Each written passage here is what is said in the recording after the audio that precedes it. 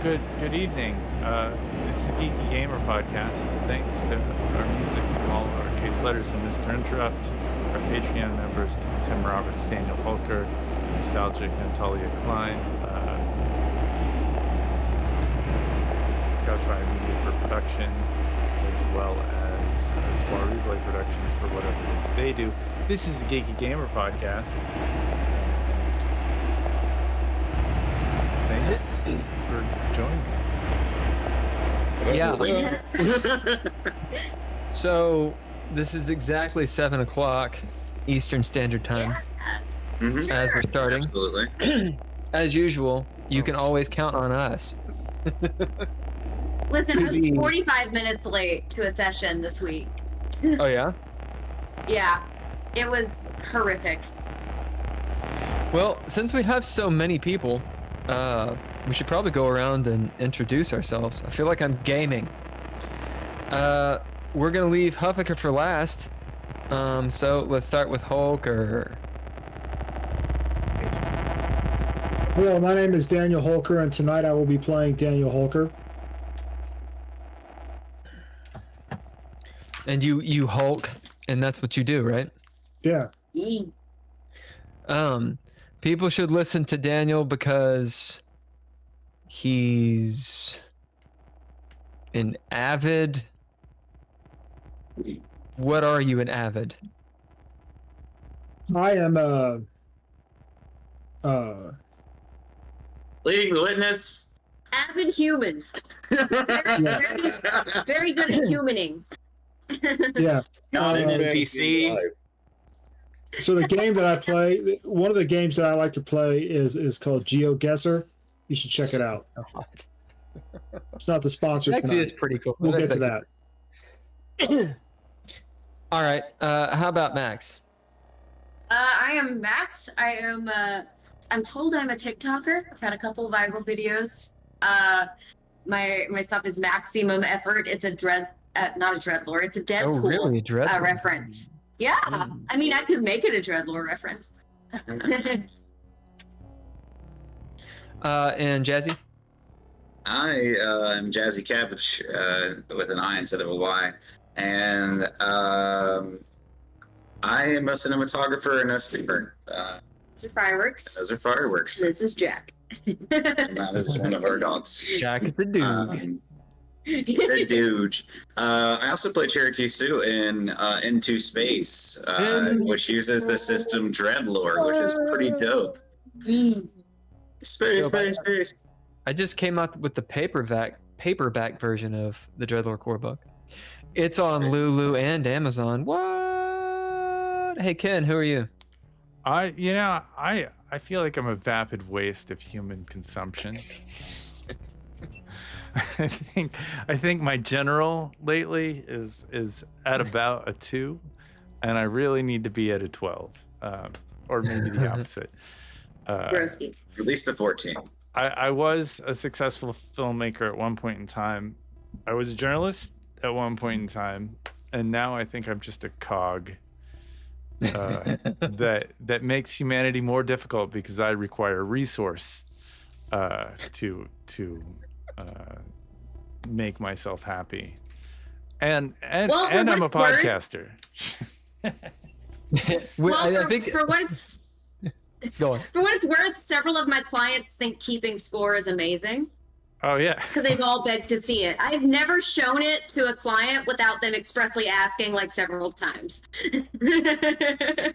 I think it's a Keeping great film. Score. It's an award. You get a little award in San Francisco too. I don't know if you remember that. It's won 3 awards. It's won 2 festivals and 3 awards, and it it's only because of you, Max. It's because your maximum effort. And of course, Bill was vital. I have to say, like after the 40-hour film fest, I was in the middle of like a POTS episode that's a heart condition, and I wasn't feeling too great during the thing. And then Ken messaged me afterwards and was like, "You seem kind of like you were in a bad mood during that." And I was like, "No, I was literally. I didn't want to worry anybody, so if I felt like I was going to pass out, I went to the bathroom and passed out." And I did that like 2 or 3 times. Hey, Huffaker. Hello. Who are you? You've been on here before. You're no stranger. I was on the podcast once and we talked for a really long time, and I think 3/4 of it made the internet. Hey. Yeah, most of it. Most of it. I think it all. We had more technical difficulties than ever before that time because I was running it, and we don't ever want that to happen again. I was gonna say things got pretty fucky on Monday, like technical wise. Yeah, well, Yeah. they still are. Part of the reason that we started exactly, I mean, maybe a few Exactly. seconds late, Few. is because OBS doesn't monitor audio Like it. No. anymore. Nope.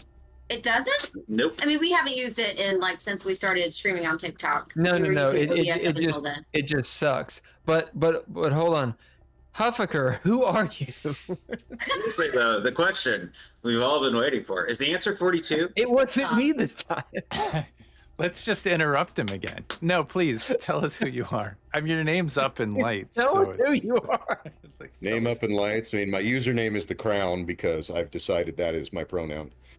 But yeah, I like yeah, that. you can refer to me as Your Majesty if you really want to. But anyway, I'm an old friend of Will's. We pushed dirt through sieves together for a while. That's a And- euphemism. That is not a euphemism. That's actually what we did. Quite literally what we did. Chicken wire strapped across a box. Called it a number 4 sieve. Baby, I can rock And out of it. kerplink. Anyway, I do construction inspections for work. I've been doing that for 17 years now, and I like to play Dungeons and Dragons. My 9-year-old in particular is very interested in it, has been making his own stuff for it, so I make sure that when I have him, we also have my friends over for D&D. Yeah. That's awesome. And much to Will's surprise, I actually had a store game turn into a 5-year-long game that completed at level 20. Yeah, And meaning a that's store incredible. game is what? Yeah. Okay, so back before COVID, they would sponsor Dungeons and Dragons nights at the local game shop, and I was one of their dungeon masters. And I came and ran a game, and people signed up and paid like $6 to play for 2.5 hours, and I got store credit to buy miniatures, and it was every Saturday from like 5 to 7:30 for a while there, and then COVID happened and that shut down, and now we can go there for open game days if we want, but they don't give out store credit anymore. I have to buy my own figures. I took one of my clients the other day by Chaotic Good, and I was like, "That's a really cool place," and she was like, "It's like that was Yeah. kind of hot." You have sort of devastated me, but fine. Now this shop is called Guardian Games. It was Rainy Day Games. It's in Aloha, Oregon, and it is a wonderful shop with great staff, and I would recommend them to anybody who's looking for a board game, a role-playing game, or any kind of tabletop thing. They also have a great supply of puzzles and disc golf supplies. But Go. yeah, they got a rack of it, and It's it's amazing. just a really great shop. Yeah, you should take a Dreadlore book over there and run a Dreadlore game. Yeah. You should totally do that. I've actually been thinking lately that, like, for what I do, teaching like how to emotionally manage yourself and do and work on social skills, Dreadlore would actually be really good for that. Because especially like having the control for the GM to bid your flaws would be a great way to like you do exposure therapy or Create talk social about really consequence. really uncomfortable social consequences without actually having to be in them. So last time I was on, we talked about that particular subject for about an hour. Hell yeah. That's awesome. Not Dreadlore in particular, but how role-playing games in general have a lot of therapeutic stuff. So Yeah. Right. Well, lately I I don't know have that we been need to playing. rehash that, but Yeah, I've been creating a series of games that hopefully, like, my hope is by the time that they get the skills to play a TTRPG, I can be able to build a TTRPG for them for social skills. So I'm like doing different segments. Right now we're kind of working on like the idea of like healing things, like coping skills. And so my idea is that like coping skills could be like healing potions. Oh, Things yeah, that's that make cool. you more equipped to deal with the situation. Like it's not necessarily going to make you succeed, but it makes you more equipped. Hmm. And then moving on to like plus or negatives, like if it's as if a social skill was an attack, more or less, like how effective you could be. Because we can only use the traits and the Dreadlord system to function as the. Because like okay, so like just to explain a little bit further, so like the game that Max is talking about is like you basically. It's the cup game, basically. So like I've conceptualized being overwhelmed as a cup, and so like if your cup overfills, you start back at the beginning.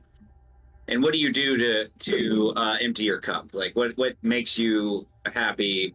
So you have different coping skills, and you rate them on a series of 1d6 to 3d6 as to how effective they are, and then you roll how much you get to take out of your cup. Because coping skills vary in effectiveness when you use them in real life. But if you add in like the flaw system, like in Dreadlord, like you can really add in twists of like social complications. Because like for example, like I don't know, something simple like you're gonna go to the store today, like you always do at 4 p.m., but it's incredibly crowded. You didn't expect it. You don't have your headphones. What do? What now? Do you get what I mean? Like I know that was like pretty rudimentary, but I also added cards that don't fill up your cup, but they add restrictions to your coping skills. Like you can't use a coping skill that requires headphones, or you can't use a coping skill. Your next coping skill can't require you walking around, like because in different situations you have different accesses. Right, like if you're at the dentist. Great. Describe what coping skills are. So I view this a little bit more loosely than a lot of people in my profession do, but it's anything that is safe that makes you feel calmer. It could be like, honestly, like if you're in the middle of Walmart and you feel the need to jump up and down and like really yell at a moderate level, I don't care because that's safe. And this is like a term. Do you teach it? And what your Yeah, I teach coping skills. Like I teach it as it is because I'm not the only mental health professional these people have in their lives. So I want to make sure that they can use the lingo that's used by everybody else. What kind of like what are the areas in which you teach? Like how do you form one like a new coping skill? Oh, so we kind of, I like that. so the way I do this is actually I find out what are triggers for this person. I find safer ways to access those triggers. So like I have a kid that is really averse to sudden, very loud noises. So we've started to work on this via the game Perfection. So the game Perfection, if you try to put the pieces in, and regardless of whether you get them in or not, in 60 seconds, it makes a very loud noise. It pops up. And we worked on coping skills through that. And it's anything that calms you down. I work with a lot of young people.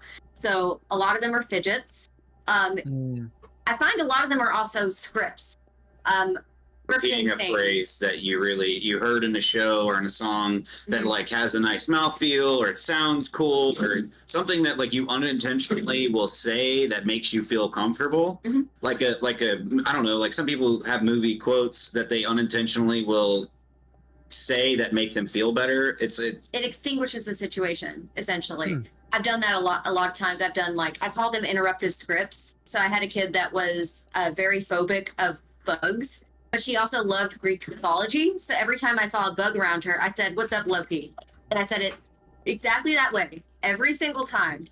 And that eventually, she still says that now. And that was 3 years ago.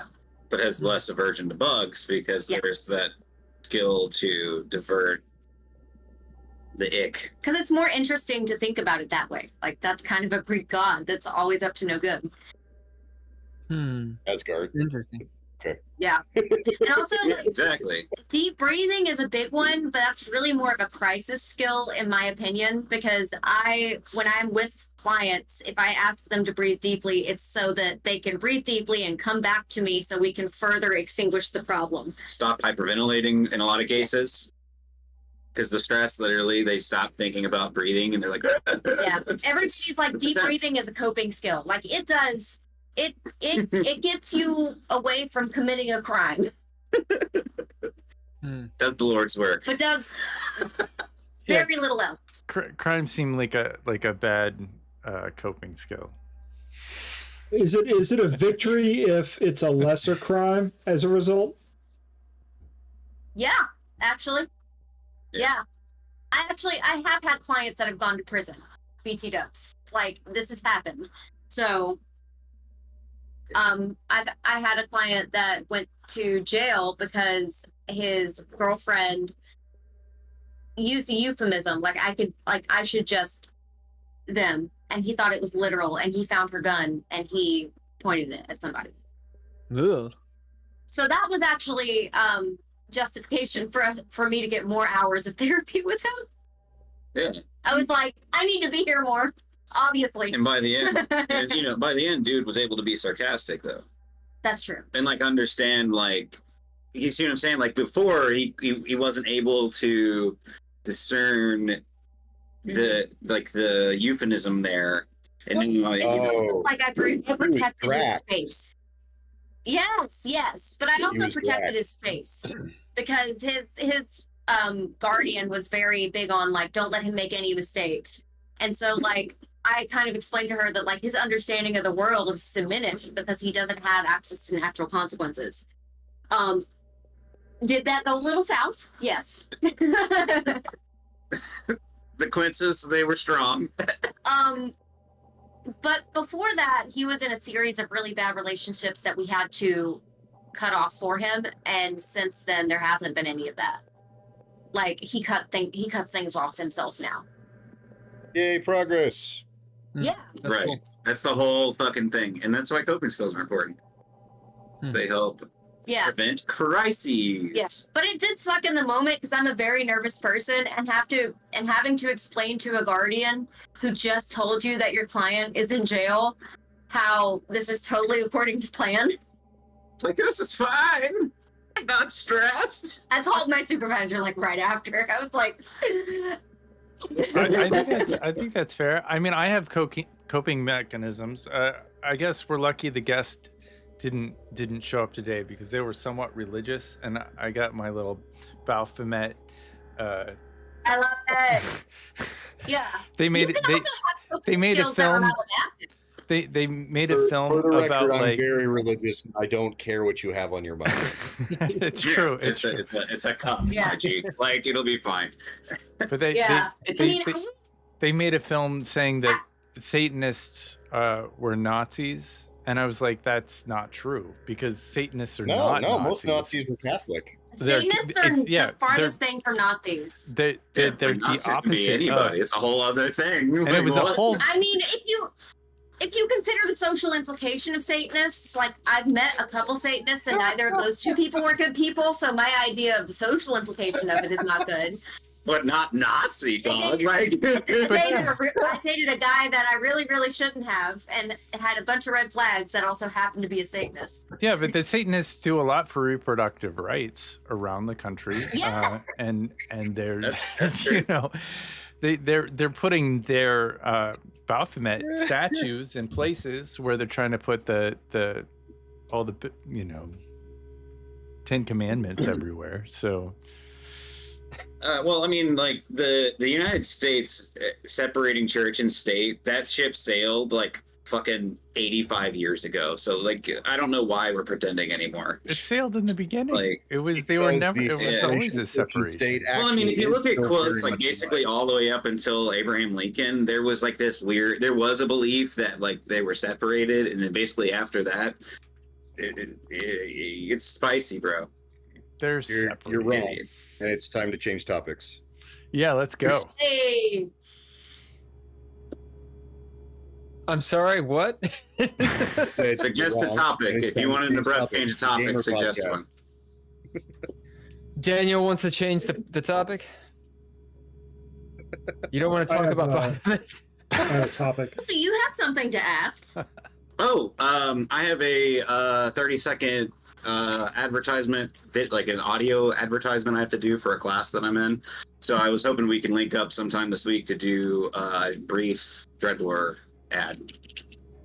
Do it. Hopefully, like at the quality that you guys could actually use it, but also good grade. It's a good grade, yeah. You know, two bird, one stone. Yeah, get some Dreadlore ads going. It's a book full of doom. It's a book. It's a book with stuff in it. Huffaker, do you have a copy? Do you have at least a PDF?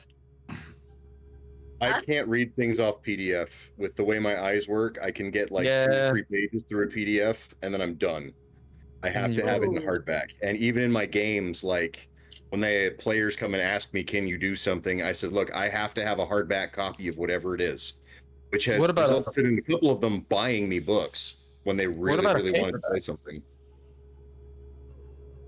You could give me a paperback.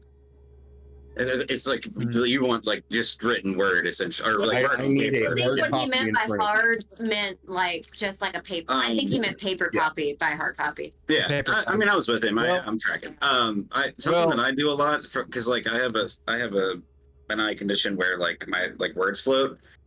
So I double space Arial 14 bold. That tends It to might help. also be the screen that's. But it could be the screen. I don't know. That's something that I do that helps. If words float He for knows what it you, is. check out Irlen.com, IRLEN, see if that stuff helps. Because like I have that problem. I have to wear specially tinted lenses to have my whole world hold still because mine's pretty bad. And they have colored transparencies of different colors you can put over pages, and you can figure out which colors work for you, and it makes things hold still instead of floating on the page. That is awesome. I've had a couple of clients with Irlen syndrome, and they like in their IEP they would have to have their work printed on a specially colored sheet. Interesting. Yeah, so I do have mine's like some glasses. That was like our first attempt to like kind of help with that. They got me like they essentially took my prescription, they upscaled it, and then prismed the edges to like pull So things I have back Prism center. too. That's for head injuries and stuff. But the Yeah. Prism is part of it. I also need the colors. That's Yeah. interesting. I hadn't thought about. Well, first of all, I'd never heard of that. So Well, I Irlen wouldn't have syndrome is thought to pair genetic, that. so like It is genetic. It can Yeah. also be knocked by head injuries. And I've had Really? this. I didn't know It is that. genetic for me, and if you get hit in the head enough times, it can start. Yes. I did not know that. Yikes. So I've had 5 Yeah. TBIs, and I was born with it. So mine's pretty rough. Well, Huffaker, in the event you want a book, I just made the paperback version, and it's $25, so it's not too expensive. And the It's like- reason that I did the Wow, Look, it's paperback pretty though. is, I mean, I would give it to You you. just smacked or our I son and can't finished give it. it to you because I don't have any money, but I could sell it Lost. to you for the cost of the printing. So in the event you want one, you could do that. That's fair. I don't mind. I'm slowly getting. Most of my 3.5 books are still in my soon-to-be ex-wife's garage, but I've got most you need of to my grab books. those. Nice. Yeah. Hey, Well, isn't there I like avoided changing things for a long time because I would acquire a new book about every quarter.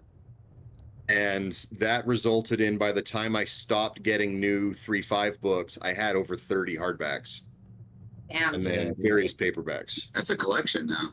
And some of those are out of print. Like I've got Libris Mortis. Oh, nice.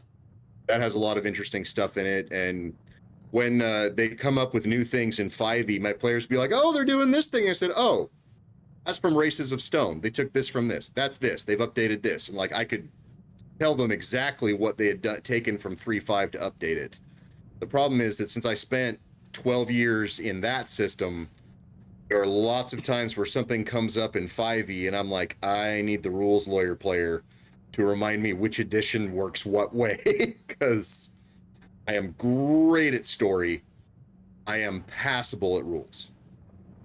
Fair. I mean, it's really complicated, to be fair. Like, Like one of the big things that I do like about Dreadlore is it takes a lot of the math out of the equation in terms of like needing all the dice. Isn't there a new version out, like a 6? Isn't 6 So coming out? there is they're calling it 1D&D or something, and it is sounding like it's essentially going to be a 5.5. And they are building into it ways that all of your 5e stuff just easily updates and keep being used. And there are a lot of people panicking over this, like, oh no, do I have to get all new stuff? And then there are those of us who've been playing these games for 20 years going, no, just keep doing what you want. You'll be fine. It's your game. You don't have to do this any other way. Print your sheet. Yeah, the whole time, bro. Yeah, you have to put yourself up to standards of everybody else. Like in that space, it's just you and the players, and you can do whatever the fuck you want. Well, So it and looks lots like- of times people freak out over the like there was an update to a bunch of the monsters, and Hasbro apparently decided that dark-skinned monsters cannot be inherently evil because that's a big problem in modern days. And we're like, well, drow aren't evil because they're dark-skinned. Drow are evil because they have an evil queen who sets them to murdering each other with Byzantine politics all the time. Like, had nothing to do with their skin tone. But that brings up I think it's a weird thing now to you've relate. made it weird. Yeah, it's a weird thing to relate.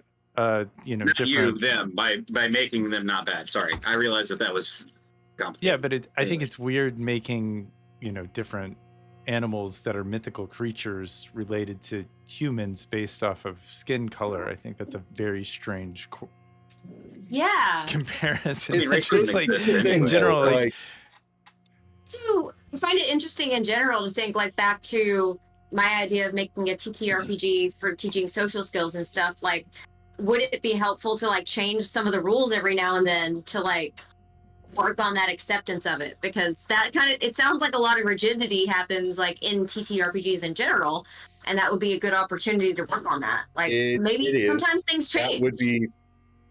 That would be a good thing to do, and that is something a lot of the players get hung up on. Whatever is one way of playing it, and I just kind of look at it and go, I started role-playing games with a game a friend of mine was writing called Realms of Glory, and he's made a lot of updates to it. I think he published it, but I don't think it went anywhere. But by the time he was near publishing, like, I tried to play my character that I'd started with, and all of the rules had changed to the point that the things that I had used to just wreck people with, you couldn't wreck people with anymore, because I was beta testing. And when I'm playing games, even in like Minecraft, I don't get real good at super advanced things. I end up taking minor things and scaling them to something absurd. Yeah.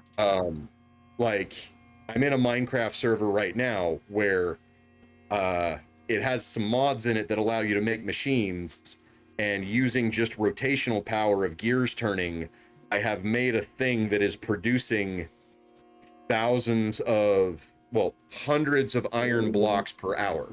And if you're familiar with Minecraft, that's a lot. But it just... I work with a kid who is trying to teach me Minecraft. He is on some other ungodly level that I don't know, and he's like trying to teach me things, and I'm like, we're using it to teach functional communication, because like he has to be able to explain it to me, right? So like we have to kind of find, like in everyday life, there's moments where you realize somebody didn't understand the way you said something, and so you have to correct for their communication style. And there's a lot of that happening in this, because he's at level fucking 1,000,000, and I've never played Minecraft before. Well, all right. I played Wolfenstein 3D, and that looked like Minecraft to me. There's so much more to it. It's so complex. Minecraft can be anything you fucking want it to, and that blows my mind. There's a mod of Minecraft that you should check out. It's called and in order to understand the lesson that it's trying to impart, you don't really have to understand Minecraft. It's called 4-dimensional Minecraft. and it's where you're playing it in 4 spatial dimensions, and you're using the wheels on your mouse to move through the 4th spatial dimension, and you get to build stuff in 4D, and it is absolutely crazy. You should check it out, even if you're not good at Minecraft. It's just a very interesting intellectual exercise. 4D Minecraft. What are they calling their 4th dimension? Because you've got an X, Y, and Z axis, but a 4th dimension is supposed to be time. I think they're trying to make it interstellar. This is a 4th spatial dimension. And in order to cycle through, and you once you play it and mess around with it enough, you'll actually kind of get it. But you have to actually build in 4 spatial dimensions structures, and there's a way you have to do it, but it's just very interesting. That's all I can say. Okay. Get out there and do it. I'm covered in Jack. Jack is very stressed. The fireworks are a lot. Yeah. The fireworks are a lot for our kitty cats too. We have a neighbor. We have a neighbor that's been setting them off right by our house for like 5 days now. And so our dogs have been very upset. Our biggest one especially. It's just like a long time to be upset is all I'm saying. So she's like having a hard time at this point. We're like, I don't know what to do. I can't make them stop shooting fireworks. Also, how do you have this much money for fireworks? Like, this is a ridiculous amount of fireworks at ridiculous points of the day. How many fireworks do they have in Los Angeles there, buddy? Bill? I'm hearing a few of the fireworks. I noticed on the server. I actually messaged you, Ken. Nice. I didn't want to interrupt the GGP. Oh but yeah, you did. It's gonna make you happy. What just happened? I'll tell everybody. I think there was a time zone issue, maybe with our scheduled guest, because they jumped on the Discord at what was it? My time 4:45, but we start the podcast at my time 4:00. So I think there was a mix-up. Anyway, I've messaged them and everything. We'll probably just reschedule with them, unless they want to jump in with all of us heathens plus one Huffaker. We'll see. Actually, fireworks are illegal to launch other than street level ones because they're concerned about fires. Yeah. So unless it's unless it's specifically over a body of water, they can't go over like 50 feet up. My experience in Los Angeles is that a lot of people shoot guns in the air. So that's what I do. Did you know that it's never illegal? happened in the areas I lived in. Yeah. In LA? And then my neighborhood, they shoot guns. They shoot guns in Kentucky. They shoot them up. Yeah, it's Kentucky.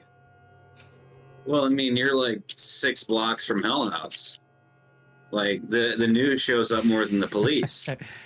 Yeah, people get killed on my street. It happens.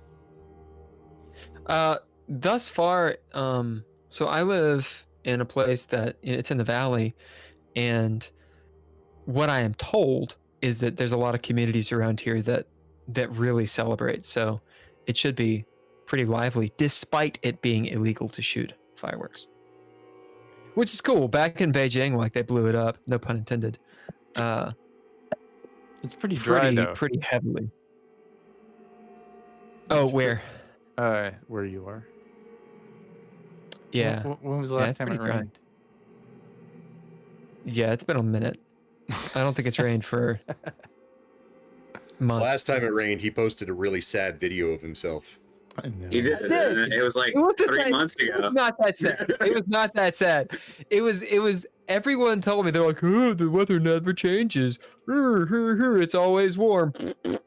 I was here for like less than a month, and there was a tropical storm. Literally a tropical storm, and people were freaking out. So when it does rain, their SUVs float away.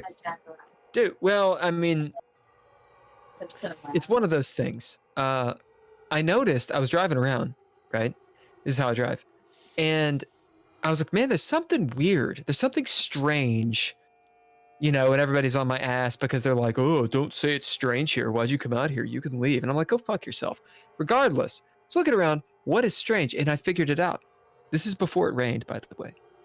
I was like, why are all the roads all broken and weird? The reason is because there's no storm drains, or there are very, very few. When I put that together, I was like, why are there no,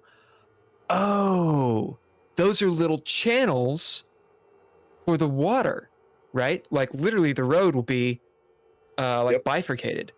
And in intersections, it's always doing this craziness. And I'm like, why would you do that?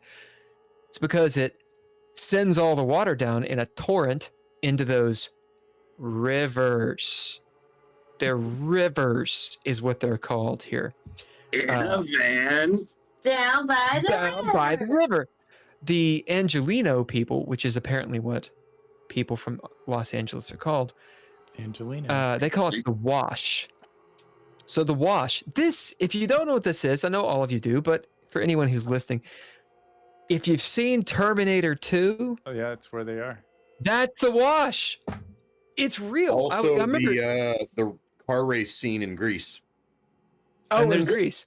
And you can So- ride your bike, basically by the rivers. They've got bike trails, and you could be in the middle of basically River. downtown and ride your bike all the way to the beach via the river. That I didn't know. Via the river. Well, it's a- Regardless, yeah.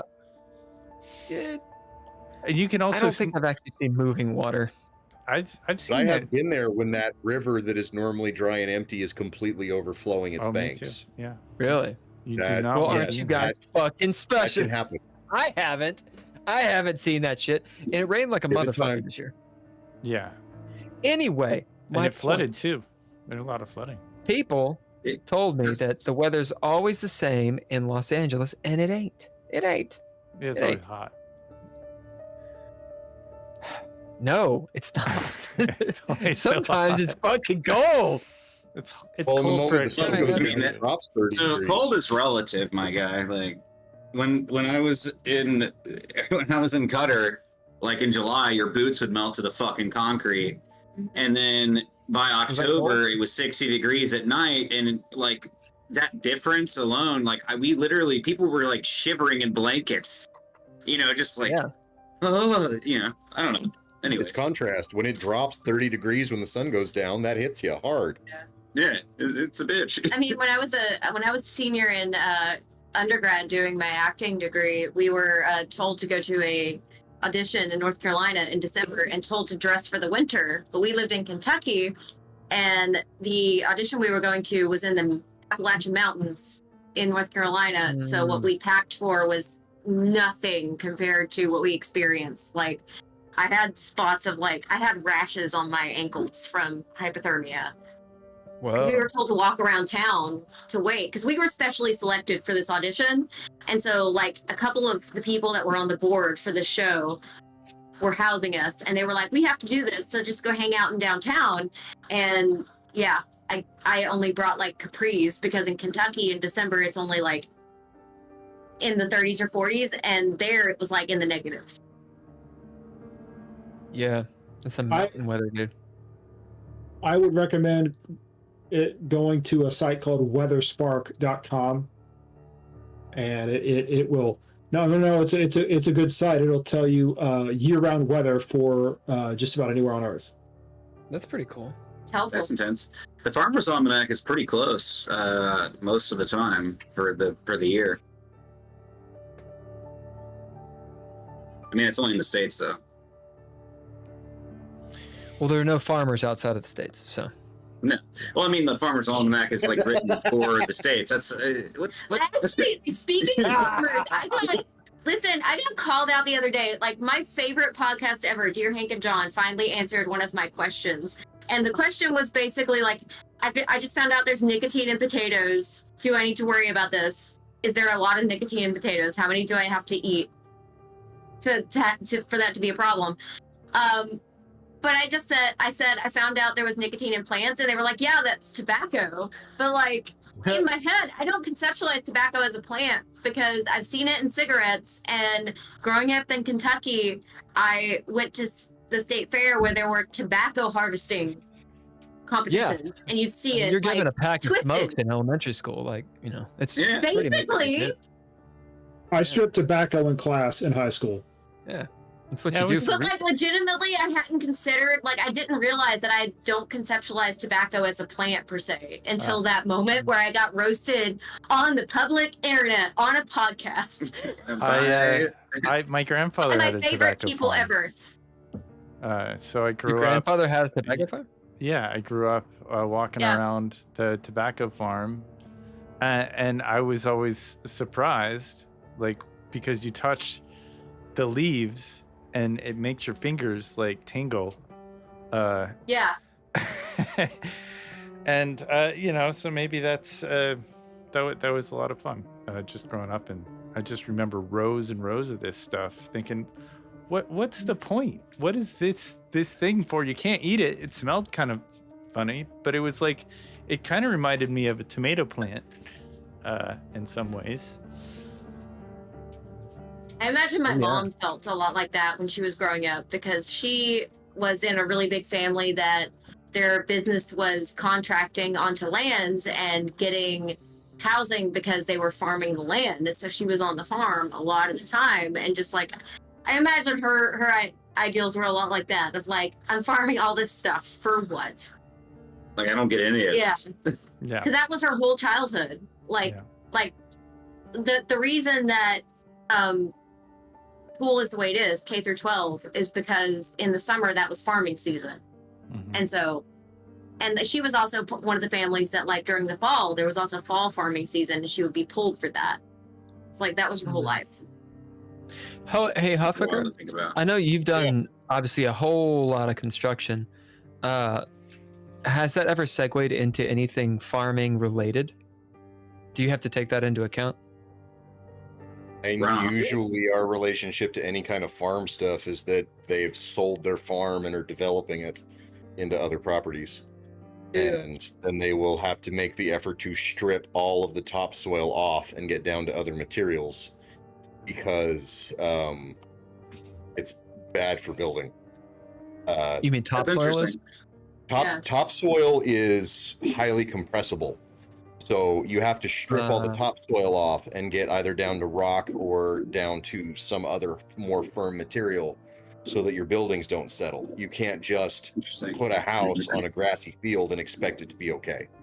You have to actually That dig makes down below sense. your topsoil. Because And like so with potting soil farms, feels like fluffy ground. they will strip away feet worth of material before they ever start building.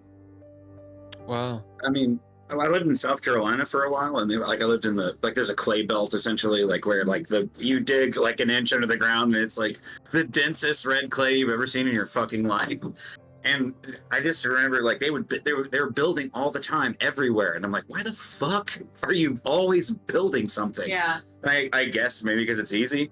That makes me think that like it makes sense that my mom found Kentucky, this area of Kentucky, like home, because there's a lot of clay areas, like even in my like backyard. Because I remember as a kid, like being able to pull clay from the ground and like play with it like Play-Doh. Most of Kentucky has clay, and it is either. And the test that Will and I used to run in the lab determined if it was a fat clay or a lean clay, which are actual scientific engineering terms. And That's sick. That's interesting. the difference between a fat clay and a lean clay is a lean clay doesn't absorb a lot of water, but a fat clay, if it gets wet, swells up like a balloon. And so we had to run tests in the soils lab to determine what type of material they were building with, and then the geotechnical engineers had to determine what type of moisture range they had to deal with for that material if they could use it at all.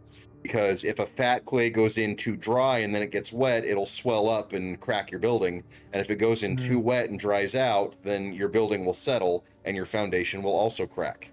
So building on clay, I mean, it doesn't matter so much with houses. They're not heavy enough for it to matter. But like apartment buildings, schools, churches, high rises, it matters a lot. Libraries. What properties of that clay is. I remember I grew up on the Cumberland River. So like I grew up like I think 10 miles away from Cumberland Falls. So like literally in my backyard, if you got on an inner tube on the river and laid there for like about 45 minutes, you would fall down the Cumberland Falls. That's not good. Great. Yeah, and I love like I said, I was able to I could literally go down to the river and like dig clay up and make shit with it like it was Play-Doh. But I also remember like this really interesting part like just off the mountain where there was this area of like what looked like rocks, but like if you touched any of the rocks, they looked like rocks on the outside and they were sand on the inside. They weren't like completely formed rocks. You just disappear. That's cool. Yeah. So what's the? I mean, I don't know if this is an interesting question or not, Huffaker, but I'm gonna ask it. What is the what's the soil like in Portland? Ooh. Volcanic basalt is the bulk of it. And the volcanic basalt drains really well. The volcanic soils, we have a lot of actual vineyards in the region because the volcanic soils are really good for grapes. And the climate change and global warming stuff is making it even better for grapes. So Oregon agriculture, some products are having a lot of problems, but grapes are doing wonderful with the changes. So alcohol is just rocking and rolling. There are wineries with Willamette vineyards, Valley is amazing. Like every single bit of Pinot that I've had from there, it's I don't even like Pinot, but out of Oregon, it's the best. There are a lot of places that make it, and then we also grow a lot of grain, and there's a lot of microbreweries. I've had people try to repay me for favors by giving me beer, and it's kind of odd because I don't drink at all. And it's like, I don't want to be rude and refuse, but I'm never going to do anything with this. You might as well keep your beer. Right. It does last. Well, beer lasts. let them. I mean, I could give it to somebody else, I guess, eventually. You could give it to someone. That's a good regift, I'm just saying.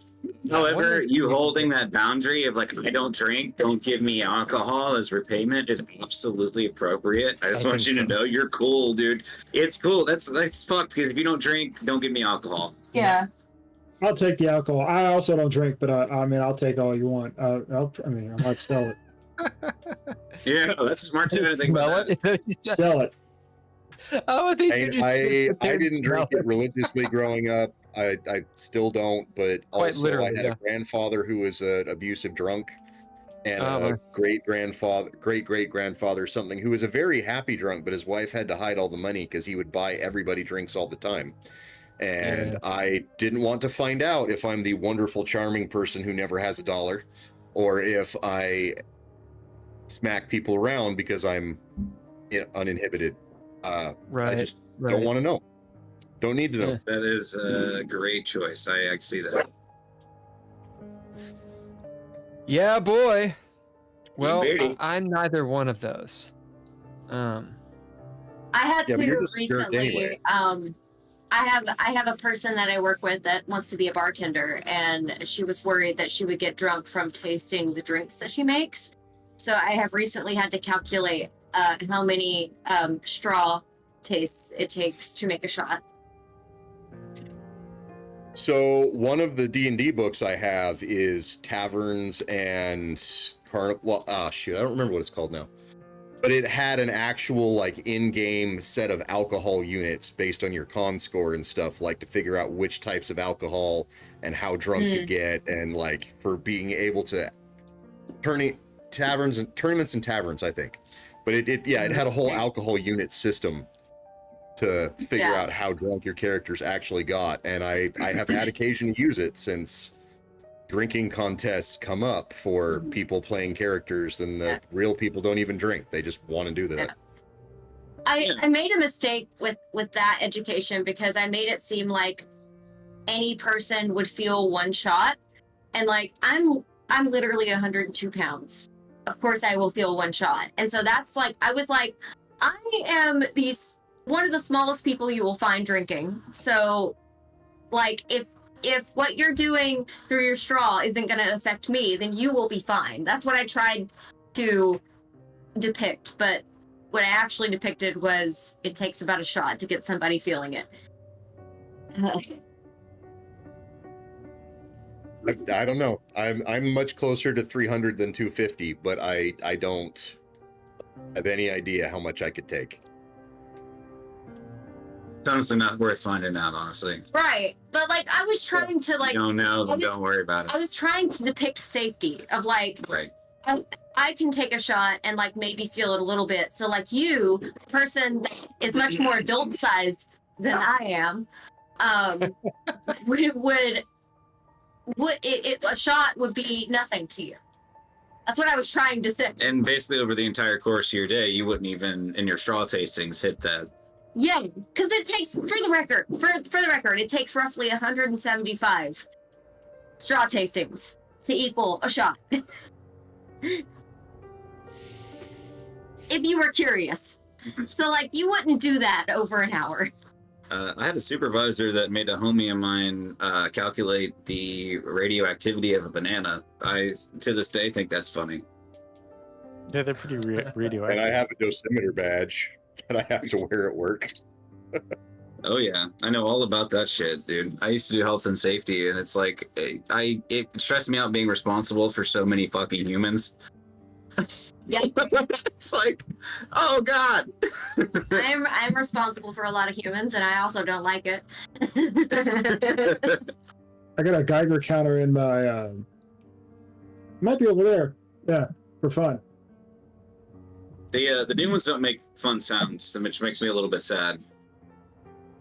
That you Yeah, can turn not on all of alarm on them, which is more scary than fun. Like the clicky click click click click click click feels like I'm playing a game. Mm. It's like let me get closer to the sound, you know? Have you guys had like artificers or whatever in your games try to make magic detectors and like really try to, or they use their detect magic and they really want you to describe exactly what's going on with it?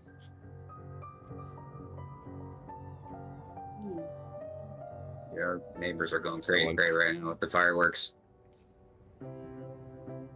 It's like a war I mean, a zone. lot of the games that we played recently have been like gunplay and low fantasy. So, like for example, my attempt in one of the games to get close to magic was like I was a hermit in the woods that made potions that I could throw at people because it was like tangible ingredients. So it's like in Dreadlore, typically speaking, now you can go high fantasy if you want. There is magic, but just in the last 3 campaigns or whatever we played, we haven't interacted with it, so I don't know. Yeah. I will say that, like, by the way, if people that want like a very easy intro into Dungeons and Dragons specifically, on Dropout Dungeons and Drag Queens. Oh yes, they explain it super good on there. Yes, Also- so they are hurting, like the poor DM in that one is hurting kittens. Well, I mean, they've never played before, and they're all super high energy, and they're really, they want to do well. And it's like They acted out every part very well. Yeah. But as far as knowing what they could and couldn't do, hurting kittens.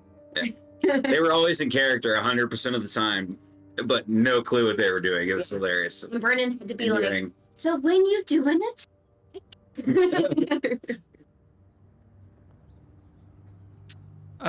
So I'm just gonna say this so I'm not typing. Ken, I think that I can, but I'm not 100% sure. Well, if you can't, you can't. I need to go and do some stuff, but you guys have fun and make the podcast happen. We could be done. Zippity-doo-dah. Okay. Yeah. All right. We'll see you go- guys. we'll We'll go Take for care of another the 15 egg. minutes. Yeah. See you. All right. Peace out, Kenneth. Peace out. Yeah. Peace out there. So we can go for another like 15 or so minutes, and find that and whatnot. You guys can continue talking. I have to use the bathroom really quick, so I'll be back in like 2 minutes. What? Not the best timing, but I can't control Whatever. it. I will go. Stop talking about it and do it. That's what I'm saying. Bye-bye. Bye. There's a character that Max played in one of our first campaigns that was a tinkerer. But like I said, Yeah, and so like there wasn't, since there's not magic, we kind of danced around it in really interesting ways and like playing with electricity. And so like I guess now that I kind of think about it a little bit more, I kind of see what you were talking about. It's like, well, you know, like I don't have detect magic necessarily, but I can make this little sniffer. Yeah. And it's like, no, fucker. Listen. So there's a book series that I enjoy, and it's a modern urban fantasy, and it's called Rivers of London is the series. And the main character, Peter Grant, is a London cop. His mom's from Sierra Leone, and they integrate racial stuff into it throughout because it's English and they just do. But he actually does have a little dog that he figures out the dog can sense what they call vestigia, or like the leftover magic that just happens to be in a spot. And so when they're really looking for magic, they bring the dog along. And it's like a little dog, a little rat dog. And it's entertaining. But that's one of the lesser points of that series. It's like 10 books deep, and there's river goddesses and river gods and various things going on. And in that world, there's like after World War II, magic was weakening, and in modern time, it's coming back for some reason. But most of the European magical community perished during World War II, and particularly at one battle. And like the wizard guy who's teaching him all of this stuff is an inspector with Scotland Yard, and he was one of the veterans of that battle in World War II. And it's just an interesting, fun series. Sounds like it. Can you repeat the author and the author is Ben Aronovich, and it is called Rivers of London. The first book is also titled Midnight Riot. That sounds sick. The audiobooks are pretty well done. And I got into it because I'd finished the Dresden Files and wanted something else urban fantasy. And you ever heard of Terry Brooks? I have read a lot of Terry Brooks. Not all of it. He's my favorite author. I don't know. I've read so much Terry Brooks. I don't know why, but I feel like you would like the Rusty Lake games. They're pretty point and click mystery, but they're very, very, the very lore very is good. really good in those games. Yes, the lore is really good. Yeah. You can get them on you can get it on iPhone, Android, your computer. Tablets, literally fucking anything. Switch. It's crazy. They're very simple games. Like I said, they're point and click, but the lore is very good.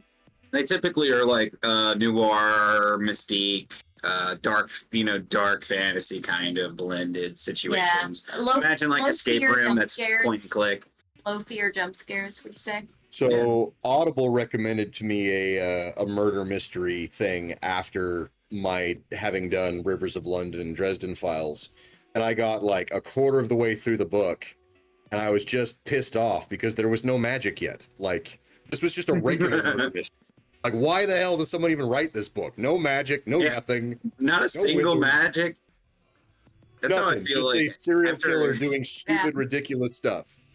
And I don't give a shit about I finished the book because I finished books, but I was very disappointed in that one. Yeah. I didn't like it. I did it, but I didn't like it. It reminds like every time I read there's a meme that goes around the internet every few months where someone comes up to a librarian with like a romance novel, and she's trying to explain to this kid what it is, and he goes, "Are there any dragons?" And they go, "Well, no." And the kid just looks at them seriously and goes, "Well, then what was the point?" Yeah. Yeah. What are we doing? Why aren't there dragons? Yeah, that's how I feel. Like one time when I was, I think I was 12. My mom loves books, and I was trying to get her a gift for Mother's Day. So I bought her a book that like the cover art looked nice. And she didn't know how to tell me like, no, I don't want to read this because it's smut. And so I read it. And so for the first like 100 or so pages, and like I had no awareness of sexuality at that time or anything. I feel like I was very late in the game to that. And so like for the first 45 pages, I was like, you're right, this is really fucking boring.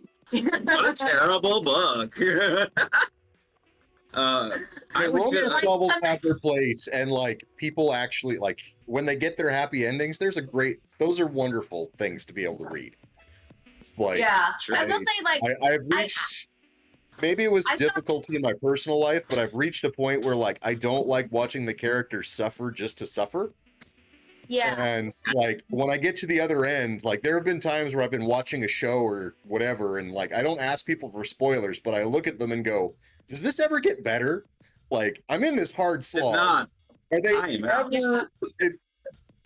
If this is just gonna suck forever and end horribly like Game of Thrones, I'm Yeah. out. You know? No, let me know now. See, you're so funny to say that because I am absolutely like the let me know now or so I can leave. It's like I don't necessarily like spoilers, but I also don't want to be fucking disappointed. So let me know now. And So I had to stop eventually- watching The Magicians because every season they almost Yes. solve the problem, and then in the last 5 minutes, someone just Fucking Edge. universally Fucks it up. screws over everyone with some stupid decision that sets up the next season.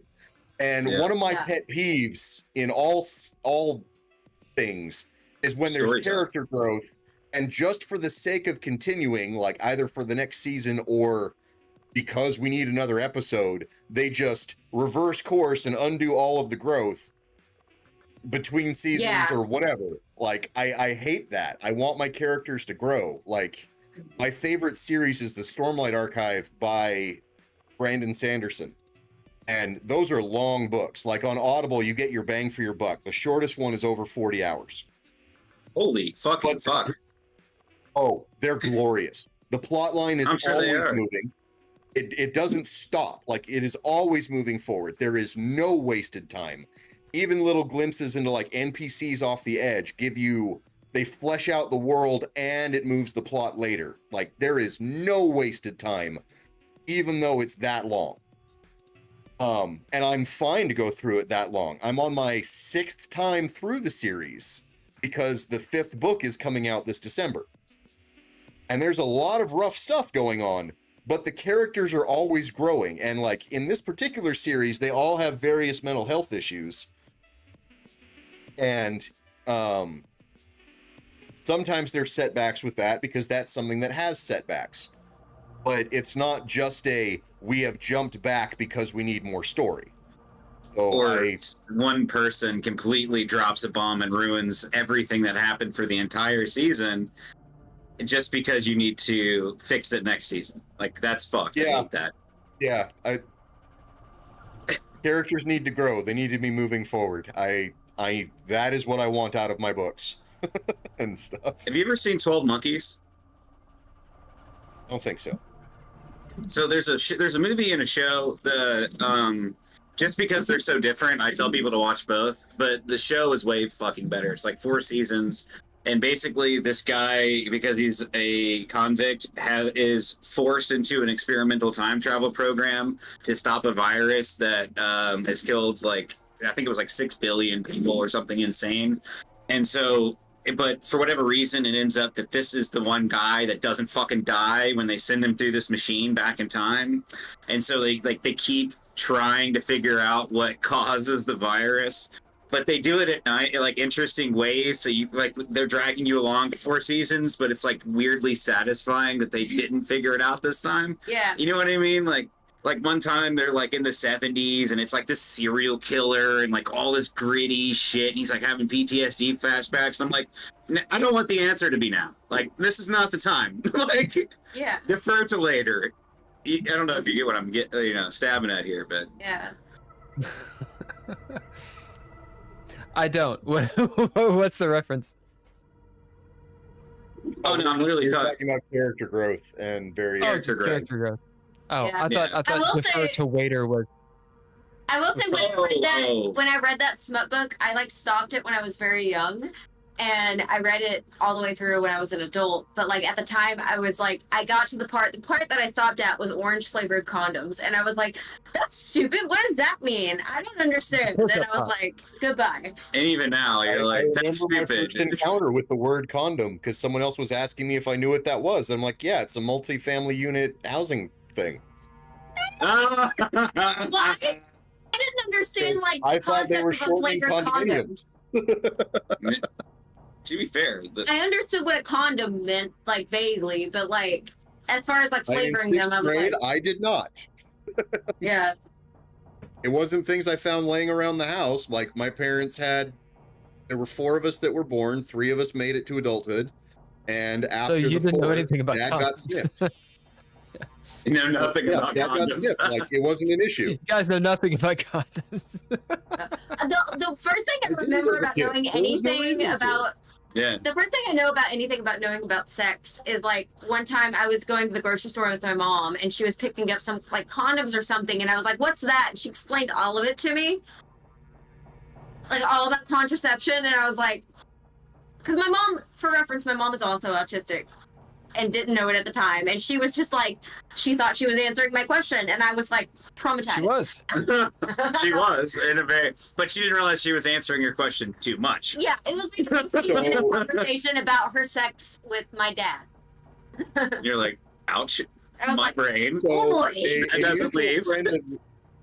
A mutual friend that Will and I were discussing earlier was in the car with me and her older sister at one point. And we're driving along, and there was that song by Carrie Underwood, "The Next Time That He Cheats," and there's that Yeah. line about dabbing all $3 worth of that bathroom polo. And she asked me, like, "What does that mean?" I said, "Oh, well, they have those dispensers, and like in the ladies' room, they give out feminine hygiene products, but in the men's room, they're condoms." Which, And and I cologne that gave a smells quick like ass. explanation, and she was like, "What? That's in the popular song?" Like, yeah. And then her sister was just glaring at me for daring to explain something like that. And I'm like, she asked. And she's She asked 18 and she and ought to know. understands. She should know, yeah. Well, I mean, I Well, feel like at I'm a this firm point, believer that, like, sex ed should be taught early, not Bang. because of any moral thing. Like, morals should be taught by parents. But you Yeah. cannot make a moral decision if you do not know how the plumbing works. You know are what? a human. You ought to know how the plumbing works. Do you want to know what happens? Do you want to know what happens in residential homes for intellectually disabled?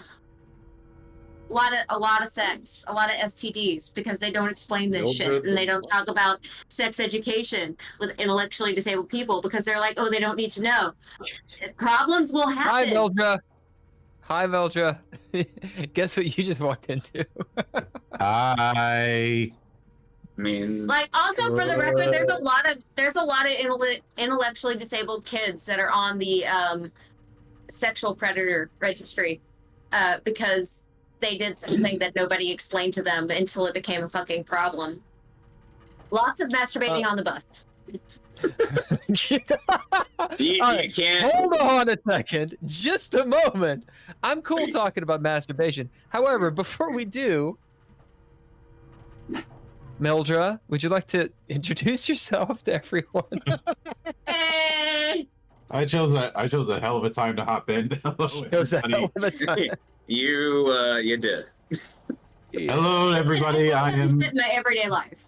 I am Mildra. I am the resident gaming monk and somebody Hey. who talks way too much about games and pisses off certain people who have very rigid modes of thinking about design. But that's another Oh, story. did this just happen? We just talked about rigid thinking. I did. Hey, You're in the right space. It's not a new thing, but a lot of the ivory tower attitudes I've seen in certain parts of the what do you mean tabletop. by design. ivory tower? Stop! Hey, this is not into space, okay? We already put a dick in a hole in his face. God damn it! Just And there was a dick you ball. Can't get Yeah, away the dick from it. was the key. This isn't I even didn't you make at your. This isn't even you at your worst. It I'm not was even me. Record. It was me. All I'm saying is, It was us, actually. no, I mean, he was making the joke about the ivory tower, and we called him out, and then it turned into Hey, a thing listen, about I us. didn't. Listen, I Even on didn't. the dick All wall. I said was ivory tower. How the fuck was I supposed to know any of that? So just have to Mildra give me is context. Knowledgeable person who knows Mildra- things. Mildra, who are you? I'm Mildra sorry. runs. Yeah. ADHD is the name of the game. Mildra runs several podcasts, I believe. Yep. Yes. I do several podcasts. I do reviews, and a bunch of stuff. I do interviews and just a bunch of stuff in general. A lot of them focus on TTRPGs, though doing so in my own way. Sometimes I do actual plays. I'm not doing it this week. And other times I'm just picking a topic with some of my friends and just seeing where things go. Mildra, we have like everyone on right now. But you probably know. I know you know Jazzi, and I know you, Max. But you've probably not met Huffaker. Huffaker, would you like to tell Mildra who the hell you are? Okay, I'm Daniel, and I have effectively been a forever DM since 2003. And I run games for various ages, from kids who can barely read the sheet all the way to adults. And I have the distinction of having shocked Will by having run a game that started as Adventure League and went all the way to level 20 across 5 years. With COVID in the middle of it. I mean, going from 1 to 20 is in and of itself pretty. Well, hardcore. I took over with them at level 10. I see. But to be fair, regardless, it's a rare achievement. Like, if this was Xbox, it's making the sound and everything. Like, don't sell yourself short. I don't have the site anymore, but there was a site that I had that I could use to make fake achievements. Like awesome. I think we can actually.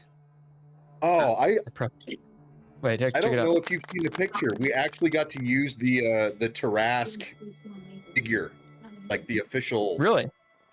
Yeah. Didn't you let them kill the Tarask? No, they didn't kill it. They had to chase it down a canyon and get it into a portal. Oh, I see. Or get it to chase them down a canyon. Yeah, killing the Tarask is like, because at least I don't know if it's still the case, but in the original version, there's only one.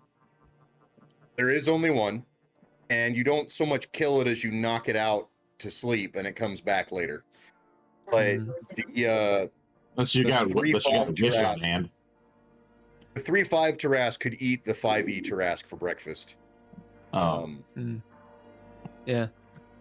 Well, there were rules for if you were to kill the Tarask, what you could make out of its body, like armor that could had negative 10 AC and swords and shit and all kinds of stuff. Of course, if you could kill the Tarask, then and to make it stay dead, I think you had to use the spell Wish after you. Yeah, that's what I was about to say. Yeah, I think you need Wish and Miracle. No, just Wish. But I don't know. Not really. He doesn't like D&D, so he doesn't retain information about it. I cover a lot of different games, and have had a history of calling out folks who want to make definitive statements about the hobby, but it's very clear from their actions they only know 2 games. So you bring the charlatans to trial. I guess some of the scope of their knowledge. I remind them how small they are. Yikes. Sometimes literally, because so many people who want to pop off are shorter than me. Out of curiosity, are you balding, bearded, long hair in the back, and yellow skinned? I am not balding. I am bearded. Bearded. If I grow my hair out, it turns into a fro, so that doesn't work. And my skin's not yellow. I feel the fro thing.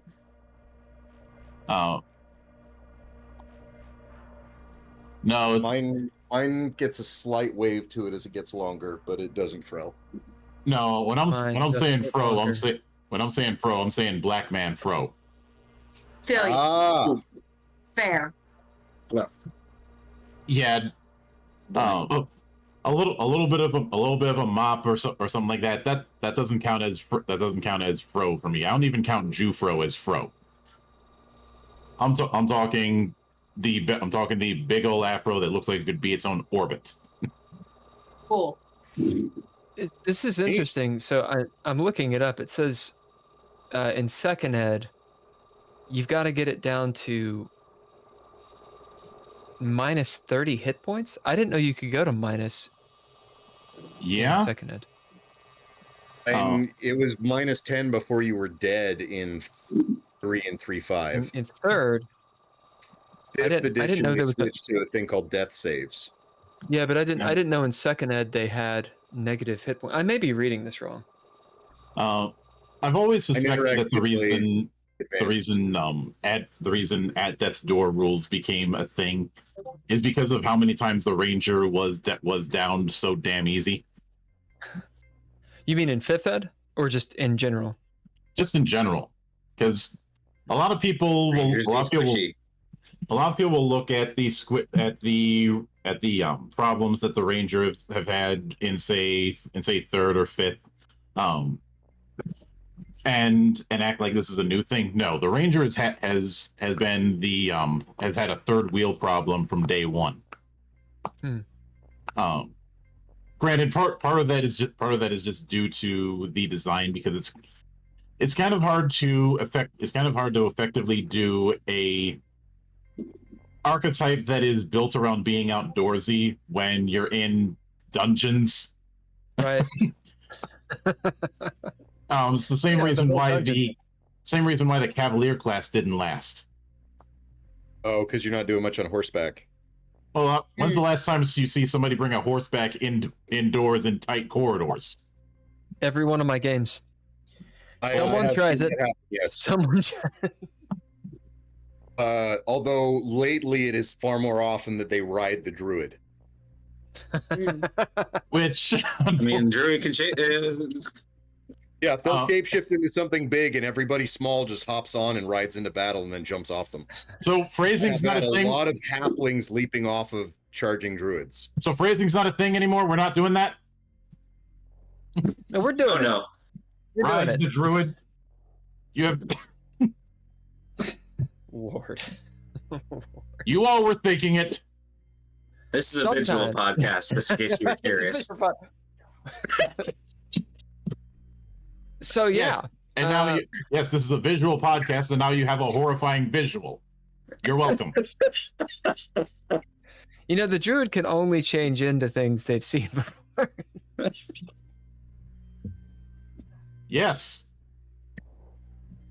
Everyone, like, I remember the first time I DM'd ever. It's not the first time, but someone was like, I'm going to play a druid. And I was like, cool, yeah, you can play a druid. And we go into, like, the forest or whatever the hell. And they're like, cool. And we describe, there's the plot. And they're like, cool. It's my turn, right? Yeah. What do you do? I go off and I find a dinosaur. And I remember I was perplexed. I was like, why would you do that? Why would you go find a dinosaur? Now, you guys already know why. But I didn't know why, because I hadn't read the rule book. And I was like, I mean, I guess you can find a dinosaur. What kind of one do you want to find? Like, wait, really? T-Rex. And Cameron was there. So some of you know Cameron. He was like, because the other person was like, oh, he's like, can you find like a Stegosaurus or like T-Rex? And I was like, if you guys want to find a T-Rex, I suppose so. Shouldn't have done that. Yeah. No, I should not have done that. Should not have done that. And you can do a thing like, what is it? The dumb combination. Because this is 3 ed or 3rd ed, 3.5. So it'd be like they had turned into like a dinosaur, and then someone would cast enlarge or something, and I don't know. It's stupid. Yeah, you make people enormous. It was way out of hand real fast. Godzilla is a thing. I used Savage Species rules in that one to make an ogre as a PC one time, and his unaltered strength was 28. Yeah. And then they would cast enlarge on him, and then they would cast bull strength, and his base damage modifier at that point was like 17. That was a living siege engine. I actually brought him back as a demigod NPC in my current games. Like, That's sick. he was a living siege engine. But that's kind of the whole D&D thing. It's like a lot of the fun is about using the mechanics in those ways. You know, like figuring out. I think Ralph Coster pretty much touched on that in a theory of fun, and it's not limited to just D&D. This is something that I think is a core component of game design as a whole. Because I'm not sure if any of you have ever read A Theory of Fun by Ralph Coster, but in that he talks about how people derive the fun in games from coming up with creative solutions, or just the act of creative solutions to problems that are put forward, or just obstacles, and being rewarded for doing that. Sometimes that reward. I agree with that wholeheartedly. Yeah, sometimes that reward is something like equipment, sometimes it's experience, sometimes it's more of the story, but some sort of tangible reward for coming up with that kind of thing. And Coster has far more experience than any of us, and I always remember when he was involved with Star Wars Galaxies and his reason for not wanting Jedi in that game until he was forced to. No pun intended. Yeah, because he had explained it as is that Jedi would become an alpha class. And yeah, sure. It's important to keep in mind that Star Wars Galaxies was a sandbox style MMO. MMOs can come in two flavors: sandbox and theme park. Sandbox are the more freeform affairs, and usually have a big emphasis on the in-game economy, trading, and all of that. And having one have a bigger focus could create problems, especially since in-game economies can go completely tits up at the drop of a hat. And it was like, if we put Jedi in there, because of the cool factor that people have with Jedi, everybody's going to want to chase that, and it's going to screw things over when it comes to all the other jobs that rely on interactivity. And then he was like, "No, you got to put them in. You don't have a choice." It was like, "All right, I'll put them in there, but I'm going to make it difficult." That difficulty was trying to find holocrons and roll, and you had to be force sensitive, which was a random roll. That was only a bandage on the problem, because eventually people figured that out, and it's exactly as he predicted. A lot of people were chasing that instead of interacting with the whole of the sandbox. Who doesn't want to be a Jedi? I mean, every so often you run into a player who's like, no, but like, I played Saga Edition. I thought it was a pretty good rendition for D20 and Star Wars. And it was better than what came before.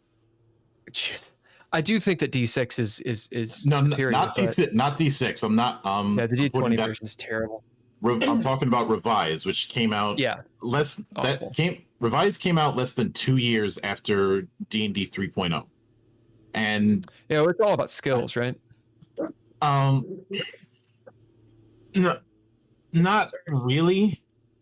I mean, it was. I consider Revise to be kind of a prototype of what Saga would eventually be. But the problem was, because of the fact that it was in development very shortly after 3.0, and a lot of people conveniently forget this, but 3.0 had some glaring issues that.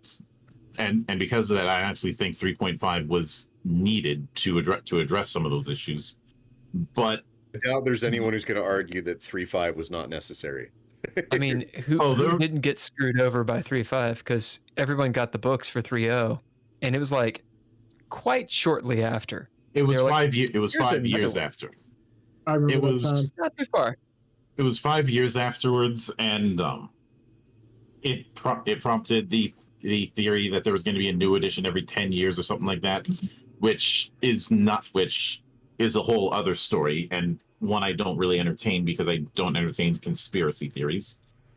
But point is, you had things like some of the stuff that would be standard on the Ranger got shifted over into the Bounty Hunter Prestige class, and a lot of characters had the dead level problem, and I've made it very clear I do not like dead levels in class design. I don't like levels at all. Well, I know you. I try and you know that I try and be flexible as far as what I like and don't like. For me, it's an issue of making sure that everybody has some degree of fun with the direction that the game is trying to go for. Obviously, you're not going to use dead levels in any of your projects, but when in Rome, you do as the Romans do. And well, I mean, go on. It's for the same reason I was never a big fan of the whole differential experience kind of thing. You mean like different? Can you explain that at all to people that don't know? Like different EXP for different classes having different EXP thresholds for leveling up. So like the rogue would get levels really fast, but the wizard wouldn't. Yeah, the argument that was made is that was the way to balance out what they could get.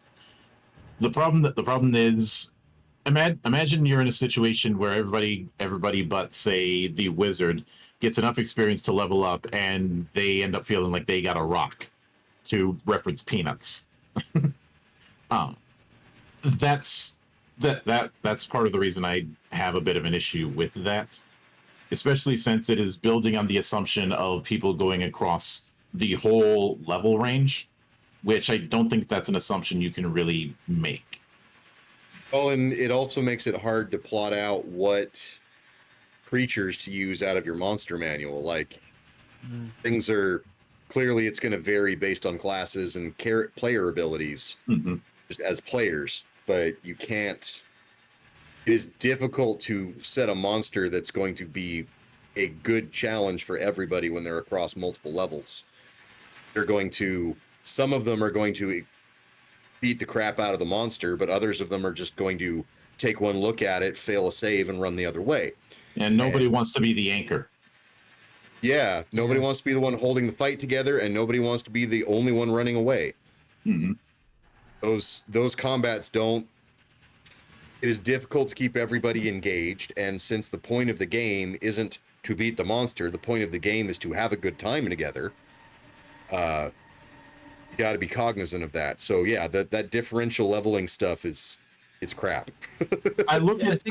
There's a lot of those kind of things that are I find them to be artifacts of what came before.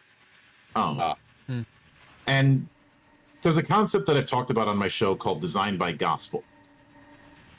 We do things a certain way because we've always done things a certain way, and not examining whether or not the circumstances have changed where that certain way no longer is applicable.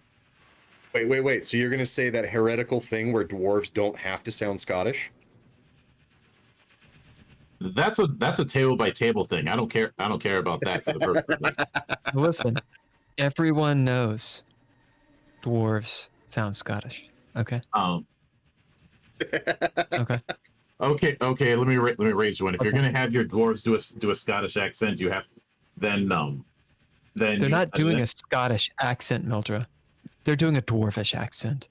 It just sounds Scottish. It's the other way around. The Scots sound like dwarves. Anyways, I'm more. Wait, are the Scots dwarves? I'm more referring to the idea that as the play styles of a given game develop, there may be certain things that are considered tradition that are no longer as useful, but are kept around just because they're tradition. And especially as people spend more time with a given game and are better able to refine what the hell they're doing with it. But Have you heard the story of the pot roast cut at both ends? no. What? All right. Hold so on. there's two Has stories anyone? that Wait. express this idea. Has anyone heard that? Huffaker, Jazzi, Max, have you guys ever heard this? No. Yeah, the Dairy Queen old men. They told me the story. You know, like the ones that sip coffee and talk about the weather. No, I've never in my life. Sorry. So Tell us about the pot roast. this is an example of this idea. There's somebody, she's making this pot roast and she cuts off both ends before she puts it in to bake. And her little daughter asks her, why do you do that? And she goes, well, I don't know. My mom did it. So they call up her mom. Grandma says, well, my mom did it. So they call up her mom, who happens to still be alive. And she goes, well, my mom always did it that way. So I did it that way. But the reason my mom did it that way is that she had a really small pot and she had to cut off both ends so that it would fit inside to do the roasting. So 5 generations later, they were still cutting both ends off because somebody 5 generations before needed a bigger pot. Mm-hmm. And it's a great illustration of that idea. Like that isn't just a gaming thing. That is an issue with religion. That is an issue with politics. That's an issue with how people's family cultures are. There are things we do because they made sense when they were first done. And they have to be reevaluated to see, is this still a useful thing to do? Do we still need this? This may have made sense when it started, but is it still helpful? And if you're not open to changing that, then you get locked in. And like, I would call you a Pharisee because I use Bible references a lot. But the Pharisees were the ones who were like, these are the rules and this is the law. And if you violate the law in any way, shape, or form, you will die. Yeah. And you can't do that. Mhm. These things are supposed to be fun and they're supposed to be evolving to stay fun. Yeah. And Also, house rules. You can use that story, by the way. yeah. When it comes to the house ruling thing, since that was brought up for a second, I've always had a philosophy that house ruling should be a spice, not the main dish. Because I don't know about you, but I don't like drowning my steak in pepper. Why not? I mean, there's blackened fish and stuff. That's like basically all pepper, right? I Yeah, don't like it in a either, but that's typical because I'm a fashion. vegetarian. No, I'm talking about putting like I'm also a hours worth of- vegetarian, but In typical fashion, Jazzy's like, nice metaphor. Boop. but I'm I mean, I- speaking. I'm just taking. You wanna talk I about- totally you wanna understand. talk- Thing. Oh, there was like a Wait. training environment. Okay, so I did a training recently that was talking about people with intellectual disabilities living in a group home. So I would love to open this up to everybody. So if 3 people are living in a household and 2 of them agree to watching porn in the in common the- space. common space. Wait, you're Should- opening this up to. Okay, go on. Yeah. Look, we had a debate about this at work for my work. So I would love to hear how you guys feel about it. If 2 out of 3 people that live in that space agree to watching porn in the living room, should porn be allowed? Yes or no?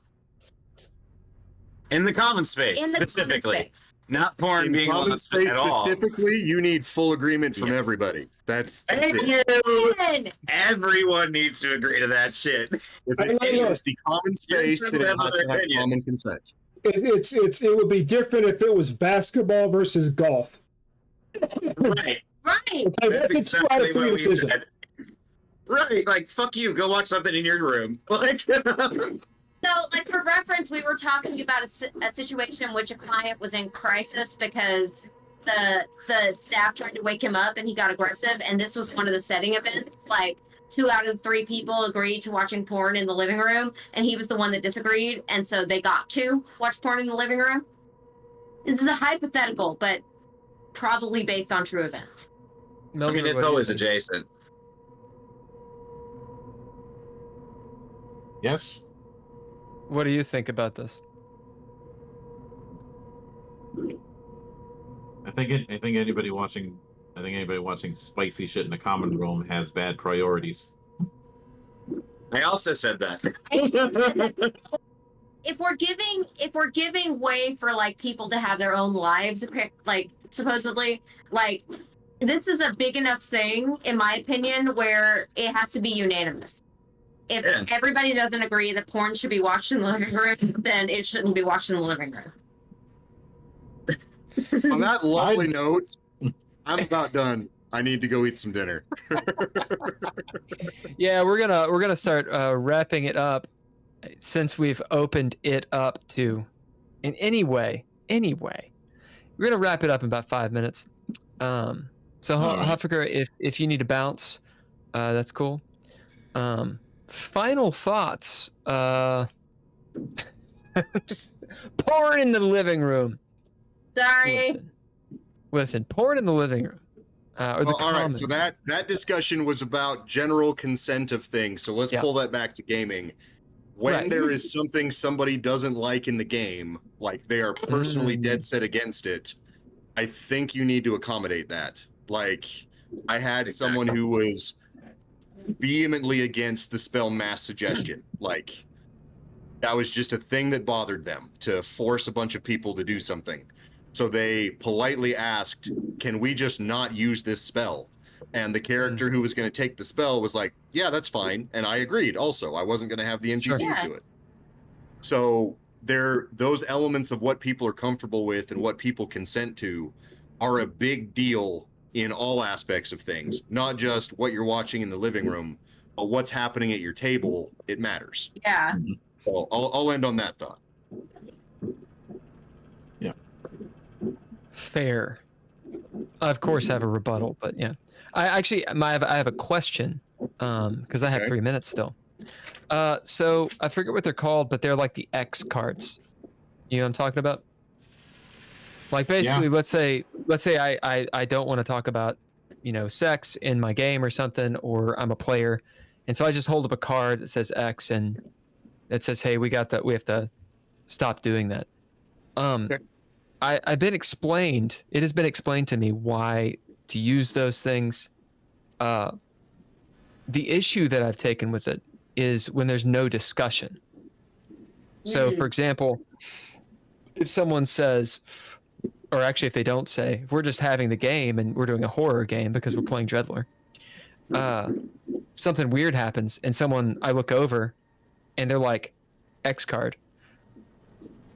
I mean, I don't have to be obtuse about it, but if I can't even talk about this to find out what's going on, I don't really know what the problem is. What do you guys think? Yeah, To be fair, you also wouldn't have put the person in that situation if you had predicated that this is going to be an issue for me. You would have planned around that. You do that shit all the time. So if somebody has a problem, they need to be able to functionally communicate what that is. And if they can't, like, they need somebody to help them. But if you have a problem, you need to be prepared to explain, like, what it, like, to define it. So you don't have to explain why you have that problem, but like what it is and the boundaries around it. And this is to come and clarify. You mean like something like a trigger a person has that they could have told you about beforehand that you could have worked around, not like an in the moment, like, hold on, I didn't, this took a turn I wasn't expecting, I'm uncomfortable. Like, we're talking about two separate situations here, correct? I'm not really sure, but really quick, because I know Huffaker's got to go. I want him to respond. Okay, so I would say that in the moment, I'm just going to work around it and accept it, but I'm going to talk to them after. And I'm going to say, all right, what is the problem with this? So that I can understand it and so that I can work around and not repeat adjacent problems. And I'm going to have that discussion privately. I'm not going to hit them up in the table if it's going to be something like, if this is related to some personal trauma, I want the game to help them be better, not be the game be something that drags them back into it. Yeah. And so that's a discussion I'm going to have. I'm just going to work around it in the moment, and between sessions, I'm going to find out what was up about that. And if they can't tell me and they just get belligerent, then that might be the end of their time at my table. But most things I'm going to figure it out because I don't want to repeat the problem. Well, Huffaker, thank you for joining us in Clutch and all that stuff. for as long as I'm you did. also going to leave because the fireworks in the background are going crazy, and I'm just going to go out and watch them.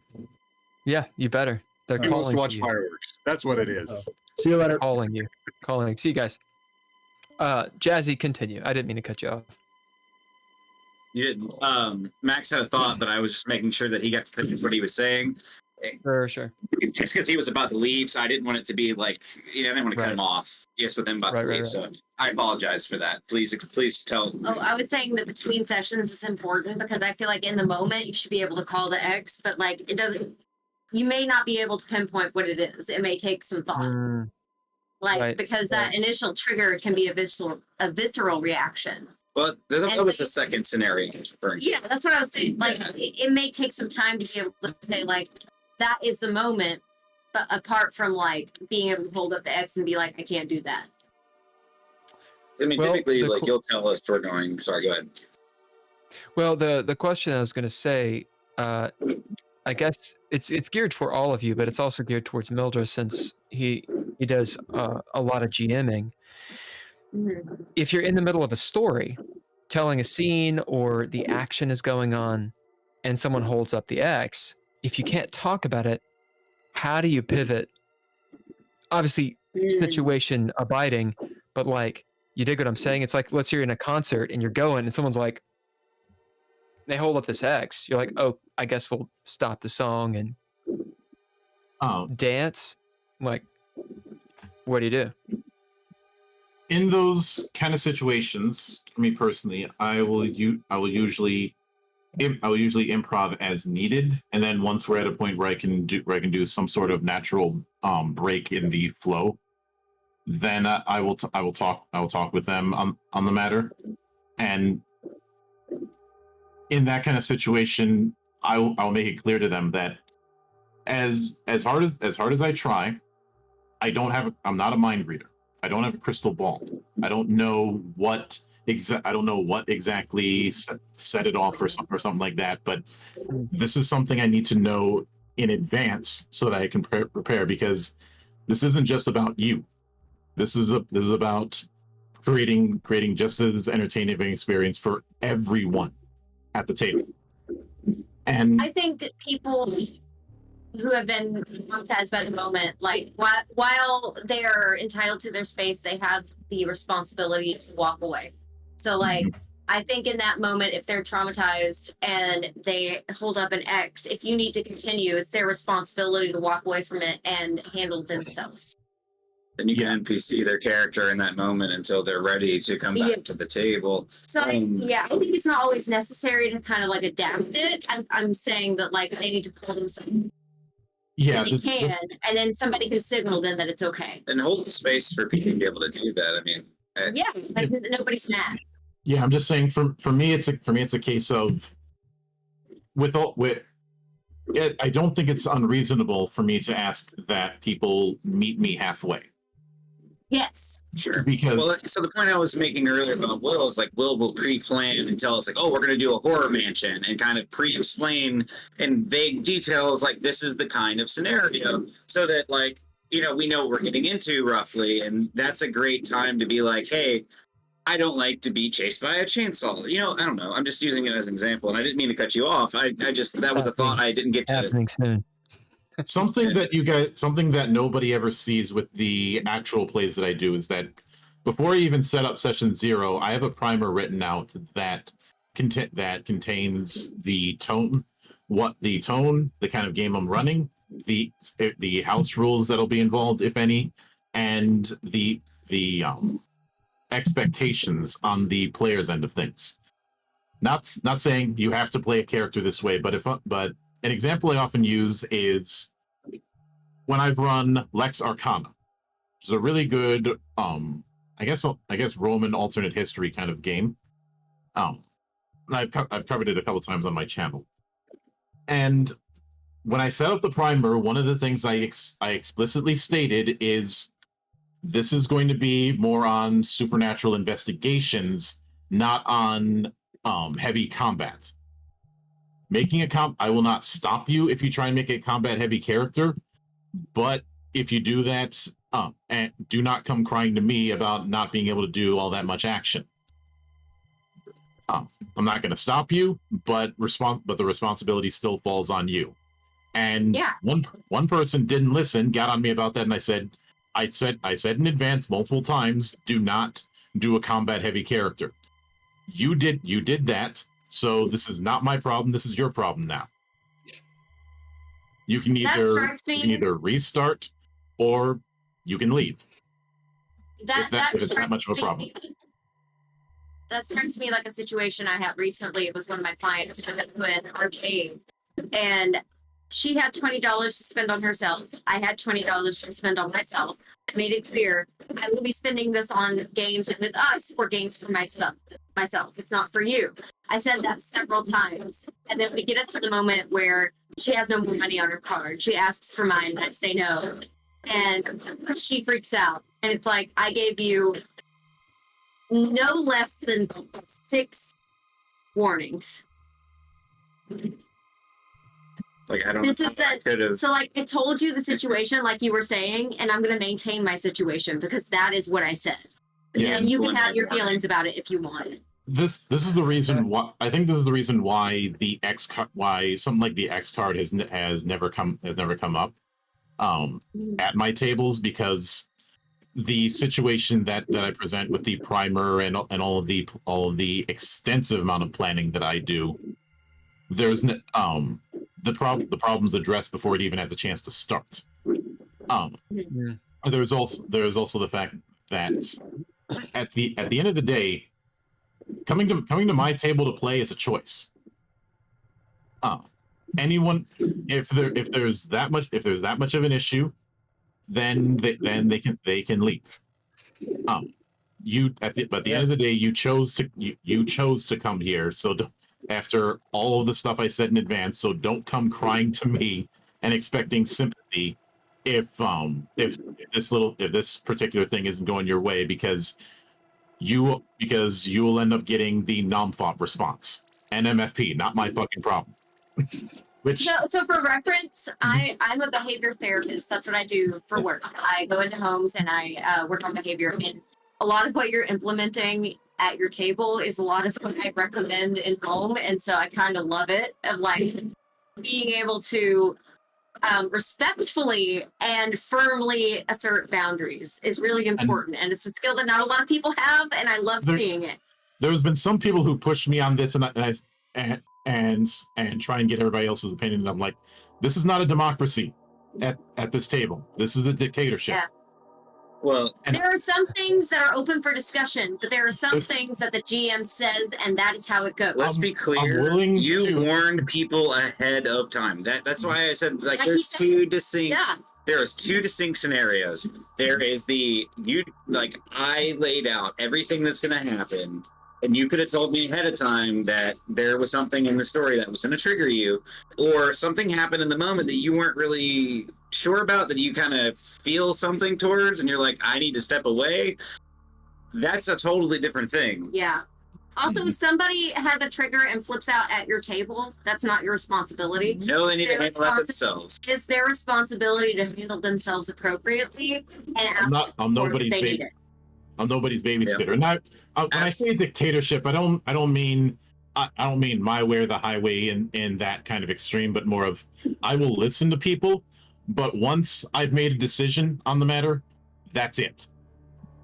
that is the end of the story. That's how I explain my role as a therapist. Of like, I will be willing to talk to you to a point, but at certain points, like at safety points, I have the say and I am to be listened to. Yeah. There was one person who tried to check me on this kind of thing, and I basically told him, sir, this is not a discussion. What are we discussing? That is my everyday life, being tested on that. This is not a discussion. That's every day. Admittedly, I do have a little bit of advantage because it's a little bit harder for somebody to try and force their perspective on the table in that manner when everybody is like a foot shorter than me, because I'm 6'6". Yeah, size difference is the thing. Yeah, but you can be real calm when you're giant. Listen, I've had a lot of practice in asserting my dominance as a 5'2" person. Yeah. It's hard. It's fucking hard. Yeah, I know. You'd probably have to break out the step ladder to try and hit me. Yeah. Yeah. You're just the bigger target. Which is why I have to ask the question: why you all have stormtrooper aim? All right. For reference, I have good aim because I spent a summer. One of my trades I was in a living history museum, and one of my trades was throwing hogs. Yeah. So I had to do that professionally. But all right. Well, let's wrap this up because it's about that time. About that time. Closing thoughts, anyone? Jokes, adages. Sex in the living room is weird. I will On simply- TV, I guess, unless it's between two consenting adults. There's so much open space there in that phrase. I'm so sorry. I will simply state that the greatest trick the devil ever pulled was convincing the world that one game can cover everything. Hey. Play a variety of games. There's way too much good shit out there these days to be a cynical bastard. It's true. So get that D&D dick out of your mouth. Oh, get on that grade lower. We have a saying in the Get temple. that D&D dick out of your mouth. Hey, if I'm gonna have that in my mouth, I expect payment. I don't mean you. I'm Damn it. saying to the world. Everyone. I swear. Well, I mean, Everyone. so it's not. It's the Band-Aid problem. It's that people are being exposed to the concept of tabletop RPGs for the first time a lot of times in the last 5 years. And so for example, D20, Dimension 20 doesn't always use D&D. They use Kids on Bikes. They use other systems. And they still run tabletops, but people don't know of. Sorry, I didn't mean to cut you off. I was just finishing a sentence. My bad. The point is, Go ahead. so nobody's gonna look at my content and say take the D&D dick out of your mouth because well, I have for the actual plays I haven't even run that since I restarted it. No, you do a lot of yeah. guests that have made their own systems. Yeah, and even beyond that, the game I'm running on Saturdays right now is Sword World, a fan translation of Sword World 2.5 to be more specific, which is probably the biggest homegrown TTRPG out of Japan.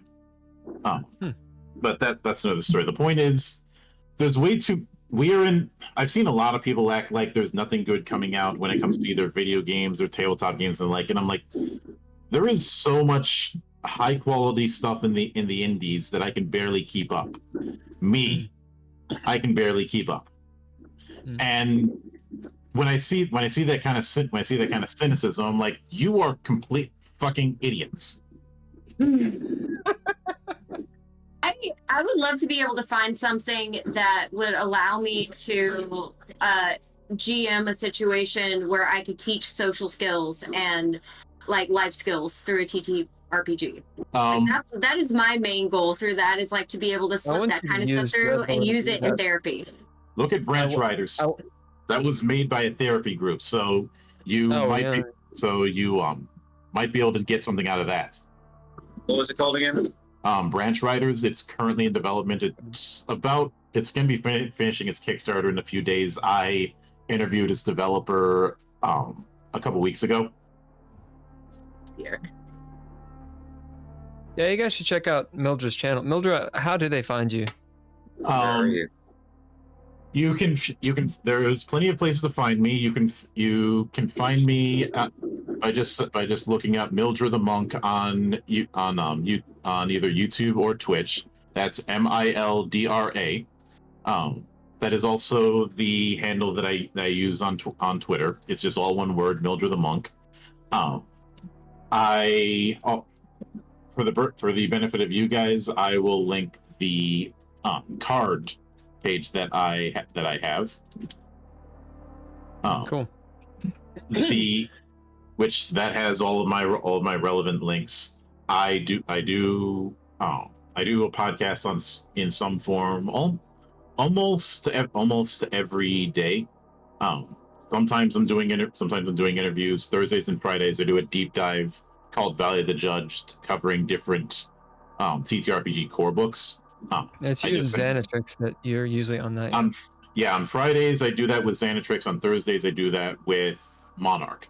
Right now Monarch and are diving into Mysteries of the Yokai, and Friday normally Xan and I would be tackling Gubat Bunwa, which is a game that's heavily inspired by Southeast Asia.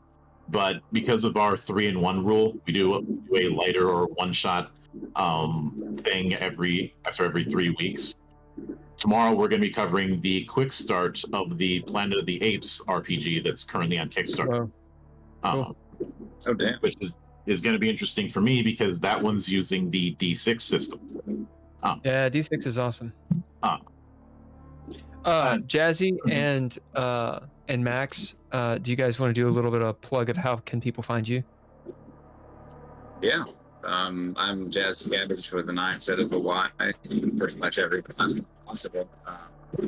I stream with Max. Yeah, it's usually on my page. I'm a Maxxymumeffort. It's MAXXYMUM-effort. It's a Deadpool reference. And we stream usually nightly, honestly. And lately we've been doing Diablo. Yeah. Oh, nice.